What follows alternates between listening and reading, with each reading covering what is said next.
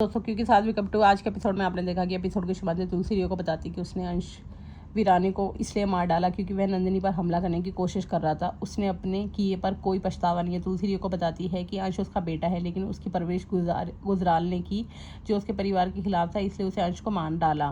तुलसी रियो को बताती है कि वह नंदिनी के साथ अंश का खर्चा नहीं उठा सकती, उसे अंश को मारने का कोई पछतावा नहीं है। रियो तुलसी से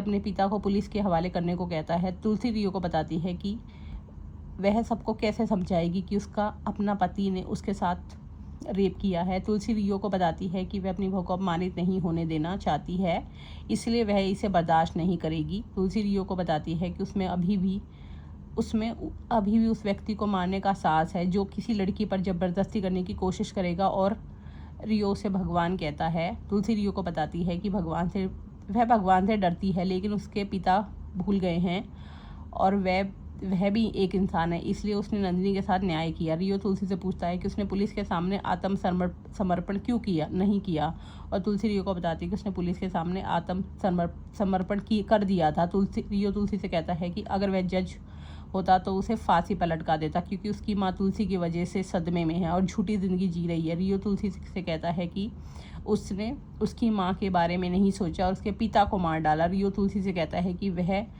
उसकी दरियादिली की कीमत चुका रहा है और आज उसे पता चलेगा कि उसके पिता का क्या आज उसे पता चला कि उसके पिता को क्या हुआ। रियो मानता है कि उसके पिता बहुत बुरे थे लेकिन उसे उन्हें मारने का कोई हक नहीं है, और रियो नंदिनी से कहता है कि उसे उससे डरने की ज़रूरत नहीं है क्योंकि वह रियो अंश नहीं। रियो नंदिनी से पूछता है कि वह उसके पिता के साथ क्यों नहीं रही जबकि उसके पिता की माँ ने उन्हें ही मार डाला था।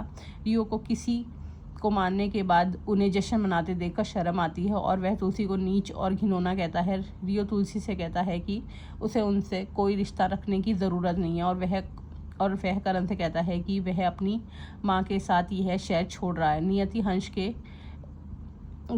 वेश में रियो को देखकर बेहोश हो जाती है। नियति जागती है और करण से पूछती है कि क्या हो रहा है। करण नियति को बताता है कि अब वह ठीक है, और नंदिनी देखती है कि नियति ने करण का हाथ पकड़ रखा। नियति नंदिनी से पूछती है क्या उसने उससे कहीं देखा है, और करण नियति से पूछता है कि वह यहाँ कैसे है। नियति करण को बताती है कि उसकी चाबी खो गई थी इसलिए वह लोकेशन ट्रैक करके यहाँ आई है और उसने उसी आदमी को देखा। डॉक्टर करण को बताते हैं कि नियति सदमे में है, वह उसे एक इंजेक्शन देगा जिससे उसे आराम मिलेगा। तुलसी दामिनी से नियति को ले जाने के लिए कहती है, करण उसे आराम करने के लिए कहता है। डॉक्टर करण को बताते हैं कि वह नियति के इतिहास के बारे में जानता है, अगर वह अकेली होती तो कोई उसे बचा नहीं सकता था। डॉक्टर करण को नियति को लाने के लिए कहता है और करण नियति की हालत के लिए रियो को दोषी ठहराता है।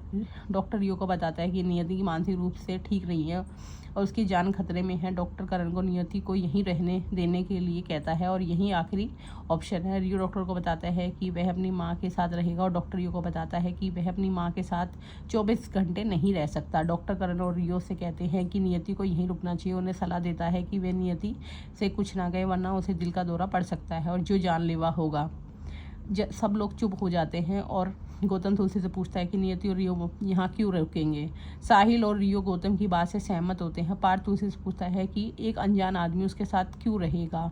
तुलसी बताती है कि रियो अंश का बेटा है। गायत्री भी तुलसी के बात से सहमत होती है। नंदी करण से कहती है कि रियो नियति यहाँ नहीं रुकेंगे। नंदी करण से कहती है कि कोई भी उसके सदमे के बारे में नहीं सोच रहा है, और वह करण को याद दिलाती कि रियो ने उसके साथ क्या किया था। करण नंदी से कहता है कि नियति मर जाएगी, वे दोषी महसूस नहीं कर सकते।